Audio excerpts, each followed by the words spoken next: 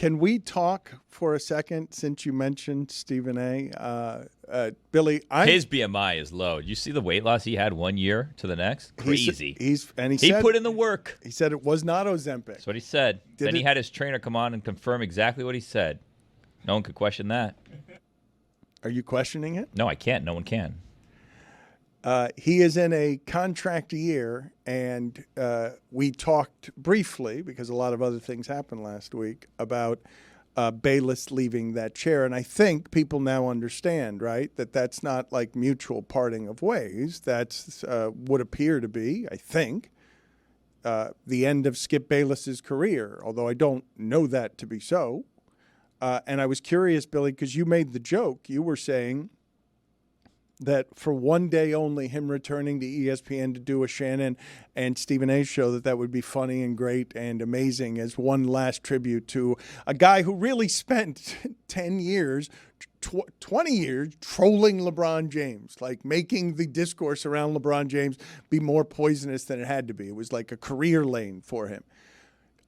You think what's going to happen with that chair? Do you care at all about the mechanics of Skip Bayless leaving one of the prime jobs in sports, a job that Fox got him for so that they could create a network that would counter ESPN?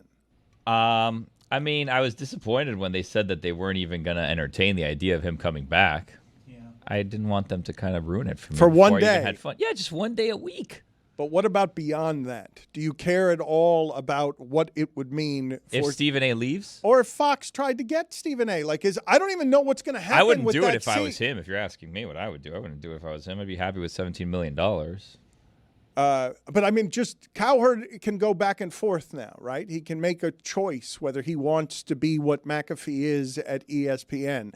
Like when you're talking about the top of the food chain on who it is that gets those big contracts, Skip Bayless is now out of the running for any of those, correct?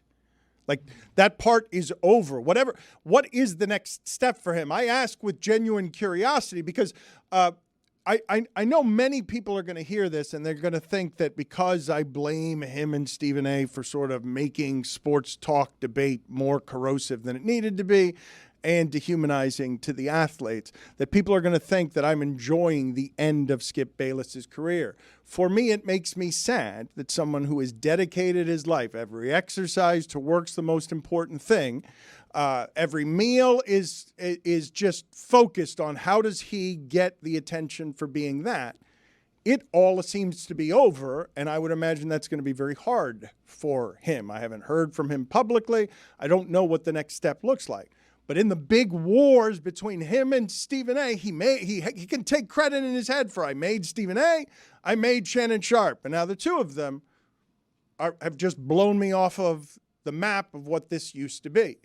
And I'm curious whether anybody cares in that room about what it is that we're talking about, given that these two people have done performative professional wrestling across sports media for the entire decade. I think a lot of people are having, a deserved go at Skip Bayless and enjoying this. What I would say is probably like that's a hell of a run. I've always been curious as to how someone like that ages in the business. And while I was busy asking that question, Skip Bayless was actually out here aging in the business, looking tremendous for his age. But you wonder, is this a logical endpoint for someone in their 70s doing this game?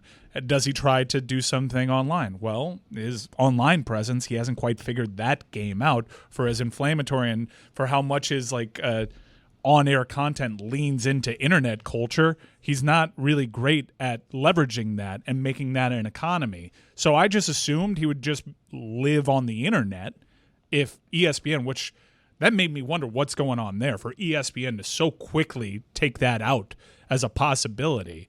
I was very curious about that. Like come on. But I guess it's a Shannon thing too, because you remember a couple of years ago, Skip was kind of up, and there were still rumblings of maybe Stephen A. and Skip reuniting on ESPN Plus. But when Shannon came into the equation, like you picked a side. Yeah. Like there is a legitimate beef there between Shannon and Skip. So now that they've signed up with Shannon Sharpe and his role is only increasing over time there, they had to shoot that Skip Bayless down thing quick, which I found interesting. Mike just pointed out, like, Skip's not really good at the internet. When I think of Skip Bayless on the internet, I think of him just doing the videos where he's like breathing heavily. They're good. And then throwing out his Cowboys jersey. Yeah, in the trash. Those are like his 2 moves. Of Every just single walking week. into the kitchen.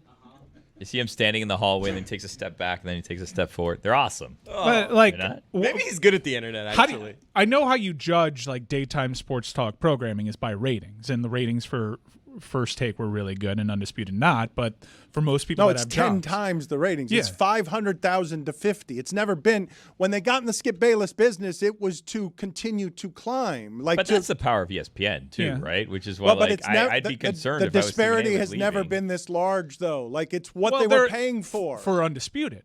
But I would say like they were trying to buy some credibility in getting Skip Bayless, and the numbers for First Things First are incredible, and they are well positioned in the internet age when you look at subscribers.